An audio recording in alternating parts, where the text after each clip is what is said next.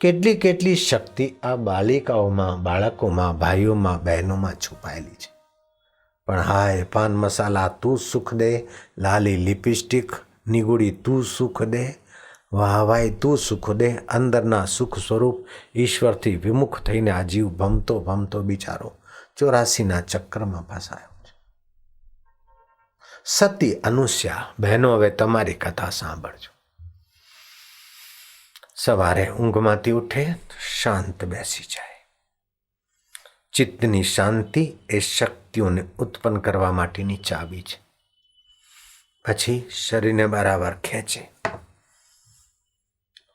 1 minute ઢીલું છોડે એટલે આત્માની શક્તિઓ શરીરમાં સંચારિત થાય. પછી બેસી જાય સતી અનુસ્યા. શ્વાસ અંદર જાય ઓમ, બહાર આવે તો 1. શ્વાસ અંદર જાય રામ, બહાર આવે તો 2. એમ શ્વાસોશ્વાસની ગણના કરી પોતાના ચિત્તને ઓમ સ્વરૂપ આત્મામાં ને રોમ રોમમાં રમતા રામમાં રમાડે. પછી જે નસકોરું ચાલતું હોય તે પગ ધરતી ઉપર મૂકે. એમની દિનચર્યામાં સફળતા મળે. એક દિવસે દેવઋષિ નારદ ફરતા ફરતા પહોંચ્યા સતી અનુસ્યાને ત્યાં ને સતી અનુસ્યાએ શિયાળા પાક બનાવ્યો હશે. તે સંત જેવા સંતને એ વાલા નારદ એટલે જરાક નારદને આપ્યું. નારદજી ખાય તો હો કે માતા આ પાક ગજબનો પાક છે. શરીર તો પુષ્ટ કરે પણ મનને પવિત્ર કરી દે છે. મેં ગઈકાલે અમુક પાકની વાત તમને કરી હતી. 80 પ્રકારના વાયુ દોષ, 40 પ્રકારના પિત્ત દોષ, 20 પ્રકારના કફ દોષ અને કમજોરીને વધુ નિવૃત્ત કરે. લગભગ 100 રૂપિયામાં તો બની જાય 400 ગ્રામ જેટલું. એ પાક તમે બનાવજો. 10-10 ગ્રામ સવારે સાંજે લેજો. નિરોગતાની ચાવી છે. નહીં તો પછી અમદાવાદમાં થોડાક આવી જજો ને શીખી જજો, અથવા થોડું લઈ જજો. સમિતિના ભાઈઓ અંદર અંદર એકબીજાને આપજો. સુવાવડવાળી બહેનને આપો તો એની કમજોરી દૂર થઈ જાય. અને જે કોઈ ખાય ડાયાબિટીસ સિવાયના વ્યક્તિ એમને ખૂબ લાભ થાય. નારદજીને કયો પાક મળ્યો એ વર્ણન નથી આવતું, પણ નારદજી જ ગયા વૈકુંઠમાં. લક્ષ્મીજીએ કંઈ ખાવાનું આપ્યું અને પૂછ્યું કેવું થયું. બહેનોની જરા આદત હો, વાનગીના વખાણ ના સાંભળે ને ત્યાં સુધી બહેનોને ઘરેણાં લાવી હોય, સાડલા લાવી હોય ને પહેરે અને કોઈ વખાણ ના કરે ત્યાં સુધી મજા ના આવે. અને વખાણ કરવા ઘરે કોઈ ના આવ્યો તો એ ઘરેણાં પહેરીને ફરવાના બહાને પણ ઘરેણાની વખાણ સાંભળે તો જ બહેનોને સંતોષ થાય. બોલો જય શ્રી કૃષ્ણ બોલો બહેનો. આવી માનસિકતા હોય છે ઘણીવાર. લક્ષ્મીજી કે કેવો છે પાક કે તમે તો લક્ષ્મીમાં છો, પણ સતી અનુસ્યા પૃથ્વી પરની દેવીના હાથનો પાક. ઓહો, એની સાધનાના વાઇબ્રેશનો ને એના પાકની બનાવવાની રીતમાં ગજબનું છે. એટલે સ્ત્રી બીજી સ્ત્રીના વખાણ જલ્દીથી સ્વીકાર કરે નહીં. એટલે સાસુ વહુ તાણા તાણ, દેરાણી જેઠાણી તાણા તાણ, નણંદ ભાભી તાણા તાણ. એ પરંપરા સાંભળી છે મેં. બ્રહ્માણી પાસે ગયા અને બ્રહ્માણીએ કંઈ આપ્યું. દીકરા કેવું છે, બહુ દાડે આવ્યા. માં તમે તો વાનગી સારી બનાવો છો, પણ એટલે સતી અનુસ્યા આગળ આ વાનગી 2 પૈસાની નથી. હે શું કે છે કે ખરેખર એમ કરીને સતી અનુસ્યાને વખાણ કર્યા. ભભરાયું પાછું ઉપરથી અગ્નિ જ્વાલા કરીને પાછા ઘી ભભરાયું ના. એમ પાર્વતી પાસે ગયા અને પાર્વતી આવકાર્યા કે લો નારદજી તમે સંત પુરુષ અને મારા દીકરા બરાબર છો, લો ખાઓ. કેવું છે કે ઠીક માં, સતી અનુસ્યાનો પાક પછી જે કંઈ ખાઉં છું ને એ મને તુચ્છ લાગે છે. હે એમ કરીને પછી વાત માંડીને નારદજી વખાણ કર્યા. 3 દેવીઓએ સલાહ મિસલત કરીને પોતાના પતિઓને કહ્યું કે કેમે કરીને આ પૃથ્વી પરની બાઈનો પ્રભાવ ક્ષીણ કરો, નહીં તો આપની અમે અર્ધાંગનીઓ અને અમારા કરતા સતી અનુસ્યાનો આટલો પ્રભાવ. દેવોએ જોયું કે પૃથ્વીના લોકોને ખ્યાલ આવે યત કૃતે મનુષ્ય તન્ના સુરાસુરે. જે મનુષ્ય કરી શકે છે, મનુષ્ય શરીરમાં આવીને જે માણસ ઉન્નત થઈ શકે છે એટલી ઉન્નતિ તો સુર અને અસુર નથી કરી શકતા. લોકોને ખબર પડે આ લીલા થવા દો. ત્રણેય દેવો સાધુઓનું રૂપ લઈ સતી અનુસયાના દ્વારે આવ્યા. ભિક્ષામ દેહી. માતાજી થાળ લાવ્યા कि हम भिक्षा नहीं लेंगे ऐसे, आप अपनी छाती खुली करके मर्म स्थान दिखाते हुए भिक्षा दीजिए तो हम लेंगे, नहीं तो साधु भूखा जाता है, तुम्हारा पुण्य नाश होगा. साधु साचा साधु भूख्या जाए सती अनुसयाने पोसाय नहीं, અને સાચા સાધુ આવી રીતે માગણી કરે એ સંભવ નથી. મહારાજ ઊભા રહો. ઘડીક વાર ડૂબકી મારી. ઓહો, સાધુઓના સાધુ બ્રહ્મા વિષ્ણુ મહેશ, આપને ભિક્ષા જોઈએ છે ને મારા વક્ષસ્થલને ખુલ્લો કરીને ચોક્કસ તમને હું જમાડીશ. પાણીની વાટકી લાવ્યા. મારા પતિ સિવાય કોઈ પુરુષમાં પતિ બુદ્ધિ ના કરી હોય તો, અને આત્મા પરમાત્મા સત્ય છે, શરીર સત્ય નથી, સંસારના સુખ દુઃખ સત્ય નથી, પણ એને જોનારો સાક્ષી પરમાત્મા સત્ય છે, મારું સતીત્વ સત્ય છે. તો આ બ્રહ્મા વિષ્ણુ મહેશ સાધુઓના વેશમાં આવ્યા છે. તેમની પત્નીઓને અને તેમને લીલાધારી તું લીલા બતાવ, 6 મહિનાના બાળક થઈ જાઓ. વાહ વાહ વાહ. હવે છાતી ખુલ્લી કરીને ભિક્ષા શું આપું? છાતીથી જ ભિક્ષા આપું ને. સ્તનપાન કરાવે.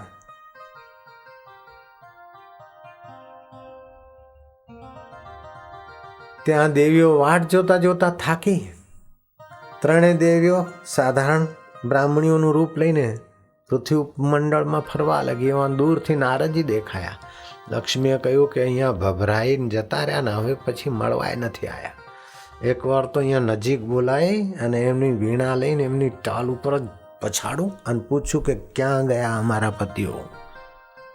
અમને ભીડાઈને પછી ફરતા ફરો છો. નારદ કેમ છો? બહુ દિવસે દેખાણા, જરા આમ આવજો, તમારી વીણા જાઉં. પણ નારદજી ભગવાનનો સંકલ્પ, લક્ષ્મી માના હૃદયમાં જે ચાલે છે એના ઊંડાણમાં જે બેઠો છે એ તો એની સાથે વાત કરે છે કે લા જઈશ નહીં તો ટાલની આવી બુંડી દશા થશે. એટલે નારદજીએ કહ્યું માતાજી દૂરથી જ હું 40 ડગલા દૂરથી જ બહેનો સાથે વાત કરવાનું અત્યારે અનુષ્ઠાન ચાલે છે માં. એ પાક ખાધો ત્યારે ખાધો, હવે મારે મેથી પાક તમારો ખાવો નથી હો માં. નારદ બધું જાણી ગયો. નારદ જબરો છે ભાઈ, દીકરા તો નજીક તો આવ. કે માં નારાયણ નારાયણ 40 ડગલા દૂર સુધી, અને મારે અત્યારે વધારે સમય નથી, પછી મળીશું. નારાયણ નારાયણ. લક્ષ્મી કહે મારા બાપા હું તને કગરું છું. પાર્વતી કે ભૈલા તમને હાથ જોડી છે, ઉભા રહો. અમારા પતિઓ ક્યાં છે ને શું થયું? કે અરે जो औरों को देता शक्कर है वो खुद भी शक्कर खाता है, औरों को डाले चक्कर में वो खुद भी चक्कर खाती है. ये दुनिया नहीं ये सागर की मझधार है, औरों का बेड़ा पार करो तो तुम्हारा बेड़ा पार है, औरों को डाले चक्कर में तो खुद भी चक्कर खाते हैं. નારાયણ નારાયણ. ભાઈ પણ હવે શું થયું જરા કહેશો? કે એ 6 મહિનાના બાબલા થઈને ઝૂલામાં ઝૂલે હાલા કરો. વાહ વાહ.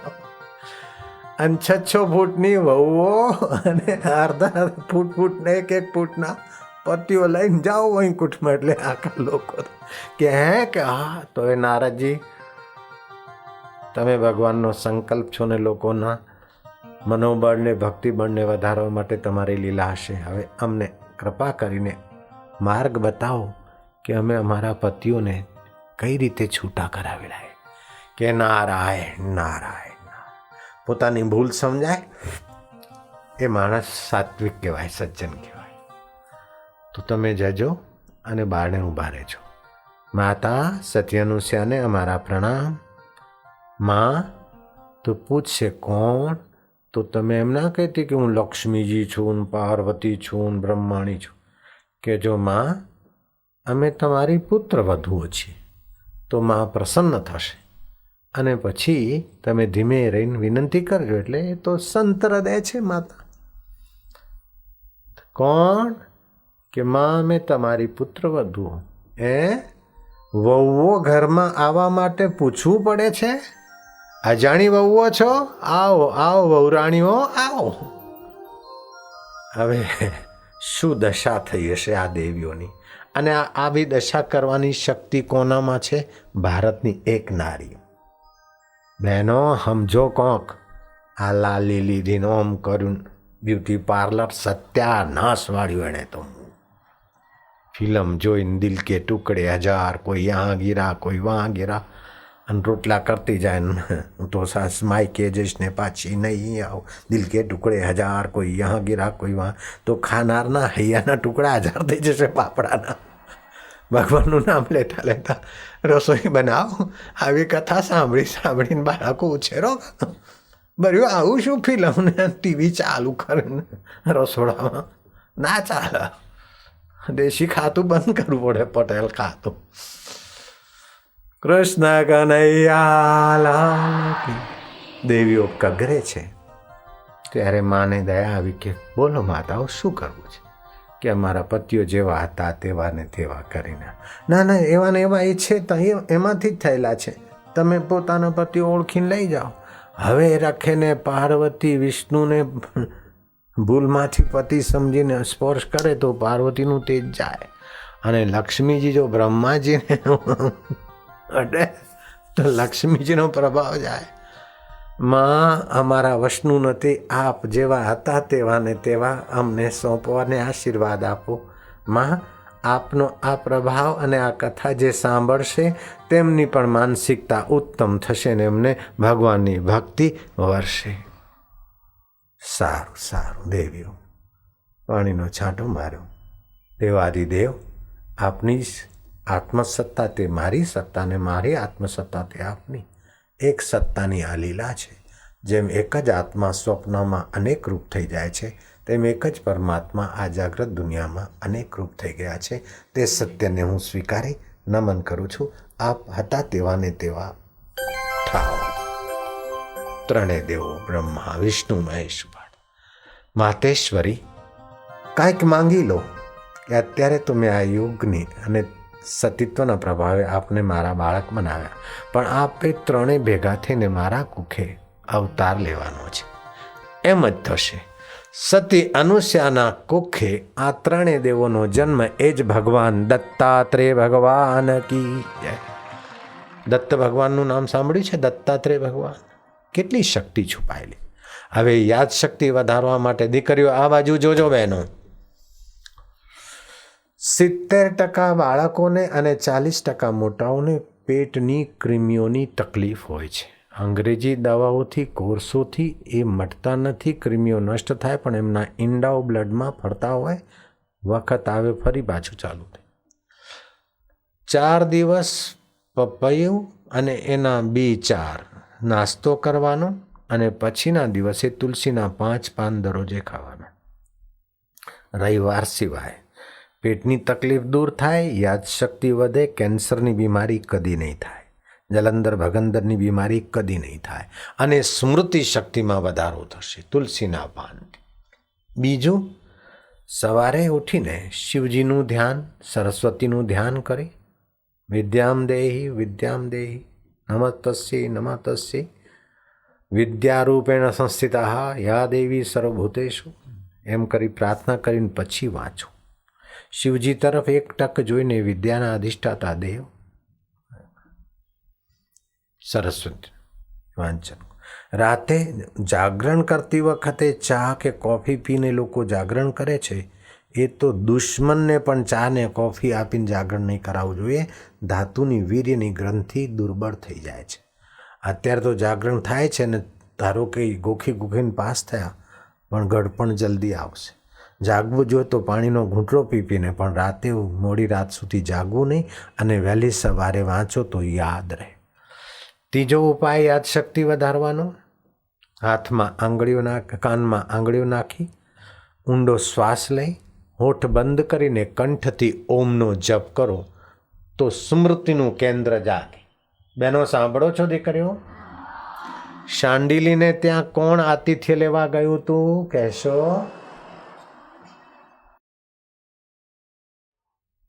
કયા ઋષિ હતા? ગરુડ સાથે ઋષિનું નામ ગાલબ ઋષિ. અને એમના અંગ ગળવા લાગ્યા, તેથી એ જગ્યાનું નામ શું પડ્યું છે? ગલતા તીર્થ. એક કન્યાના તપથી જયપુરથી 13 કિલોમીટરના અંતરે ગલતા તીર્થનું નિર્માણ થયું. સતી અનુસયાના દીકરા ભગવાન દત્તાત્રેય તરીકે પૂજાય છે, દુનિયાના લોકો જાણે છે. બહેનોને હું બતાવું છું યાદશક્તિ વધારવાનું. ટટ્ટાર બેસો તો બહેનો. કાનમાં આંગળી નાખવાની અને ઊંડો શ્વાસ ખેંચવાનો અને હોઠ બંધ કરી કંઠથી ઓમ ઓમ ઓમનું ગુંજન કરવાનું. આવું 10 વાર કરો ને તો ગમે એટલો બીપીન ભોગો હોય ને તોય એની યાદશક્તિ વધે. લો, તમે તો ડાઈ દીકરીઓ છે, ક્યારની બેઠી છો, પુણ્યાત્માઓ છો. કાનમાં આંગળી, ઊંડો શ્વાસ લો લો, હજી ઊંડો લો, વધુમાં વધુ ફેફસાઓની શક્તિનો વિકાસ થવા દો. આ બધા કરો. ઓમ ઓમ.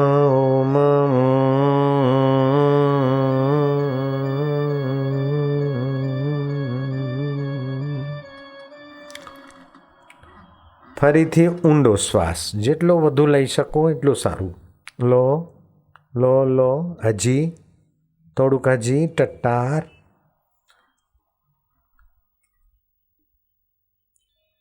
ડોક છાતી તરફ દબાઈને કંઠકૂપને દબાણ મળે તે રીતે લો. હજી શ્વાસ લો.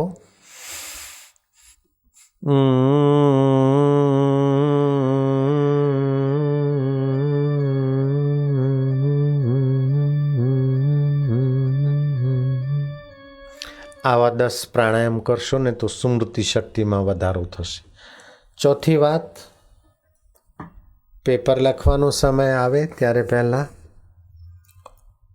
પરીક્ષાના દિવસોમાં તો ચોક્કસ તિલક કરવાની જગ્યાએ આંગળીથી થોડું ઘર્ષણ અથવા તો સિંદૂરનું કે ચંદનનું તિલક. વિજ્ઞાનીઓ અત્યારે હેરાન થયા છે કે આ ભારતના સાધુ સંતો ઋષિ મુનિઓ તિલક કરવાની પરંપરા કેમ ગોઠવી હશે. અને એ બહેનો દરરોજે કરે, કારણ કે બહેનોના મન અને પ્રાણ નીચેના કેન્દ્રોમાં વધારે હોય છે. ભાવના, શ્રદ્ધાને સંશય. ટૂણા ટોટકાને તાવીજવાળાને ત્યાં ભાઈઓની લાઈન એટલી નહીં લાગી હોય જેટલી બહેનોની મોટી લાઈન હશે. તો બહેનોમાં શ્રદ્ધા બી હોય છે, સંશય બી હોય છે, ભય બી હોય છે. તો એ શ્રદ્ધાનો દુરુપયોગ કોઈ મર્યા પછી બહેનોની આત્માને કોઈ તુચ્છ આત્મા ગેરવલ્લે ના ચડાવે, તેથી અને વ્યવહારમાં પણ બહેનો ભોળવાઈ ના જાય, તેથી બહેનોએ દરરોજ તિલક કરવાની પદ્ધતિ. અને ભાઈઓ તો કોઈ શુભ કર્મ કરે ત્યારે બ્રાહ્મણ મંગલમ ભગવાનમ વિષ્ણુ મંગલમ ગળધ્વજ મંગલમ પુનરેકાક્ષાય સર્વમંગલાયત્તનો હરિ હે યજ્ઞમ કરીશ્યામ મુહૂર્તમ કરીશ્યામ હે ગણપતિ પૂજનમ કરીશ્યામ આદિ આદિ કરવાનું. તો આ કેન્દ્ર જેટલો વિકસિત હોય એટલો એ માણસ વિચારવાન, બુદ્ધિમાન અને કોઈના પ્રભાવમાં આવીને પોતાનું કામ કે પોતાનો નિર્ણય બદલે નહીં. પણ ભારતની બહેનો સાથે જોરનો જુલમ થયો છે, અન્યાય. તિલક લગાડવાની જગ્યાએ અત્યારે બહેનો પેલી પ્લાસ્ટિકની બિંદી લગાડે, એમાં પશુઓના હાડકાઓનો આશ્રય લઈ અને બનતી પેલી ચોંટાડવાની જે કંઈ ગમ જેવી વસ્તુ, છી, ગાયો અને બળદિયાઓના હાડકાઓમાંથી બનેલી જિલેટિન જેમાં વપરાતી હોય એવી બિંદીઓ પોતાના ભાગ્ય ઉપર લગાડે. તમારા ભાગ્યમાં પશુનું હાડકું સ્પર્શ કરાવી તો કેવું લાગે? બિંદીઓ હોય તો નાખી દેજો ગટરમાં, કોઈને આલતા નહીં. ચંદન કે કંકુ અથવા તો તુલસીની માટીનું તિલક કરો, પીપળાની માટીનું તિલક કરો, પણ આ બિંદીઓથી પોતાને અને પોતાની દીકરીઓને, બેટીઓને, વહુને બચાવજો. બહેનો જ્યારે પરીક્ષાના પેપર આપે ત્યારે તિલક કરવાનું. પછી શું કરવાનું કે પેપર વાંચી જવાનું. એમાંથી જે સરળ લાગતા હોય, કોઈને કોઈ પ્રશ્ન સરળ લાગે, કોઈને બીજું લાગે, બધાને એના એ પ્રશ્નો સરળ ના લાગે. સરળ લાગે અને ટીક ટીક કરી જવાનું. ફરી પાછું અહીંયા સહેજ સરસ્વતી નમઃ, ઓમ નમઃ શિવાય, જીભ અડધો સેન્ટીમીટર જીભ બહાર રાખી, બંને આગળ પહેલાંની આંગળીઓ અનામિકા અંગૂઠાની છે, અડધી મિનિટ શાંત થઈને ભગવાનનું ધ્યાન કરીને પેપર લખો, સારા ઉત્તર આવશે. સહેલા તો આવી જશે, પછી અઘરાનો બાપ હોય, હવે સહેલા થઈ જશે. હરિ ઓમ ઓમ ઓમ ઓમ ઓમ ઓમ વિદ્યામ દેહી બુદ્ધિમ દેહી સાફલ્યમ દેહ ઓમ ઓમ ઓમ ઓમ. દળ અઘરો હોય, અઘરાનો બાપ હોય, માર્ક સારા આવે ને આવે. અહીંયા તો પાસ થવાય, પણ એની દુનિયામાં પાસ થવાય. કૃષ્ણ કનૈયા લાલ રણ છોડ રાય. બહેનો સાંભળો છો? હા કરશો? હાથ ઊંચો કરો તો ખમા. બહુ સારું. ખમા દેવીઓ ખમા.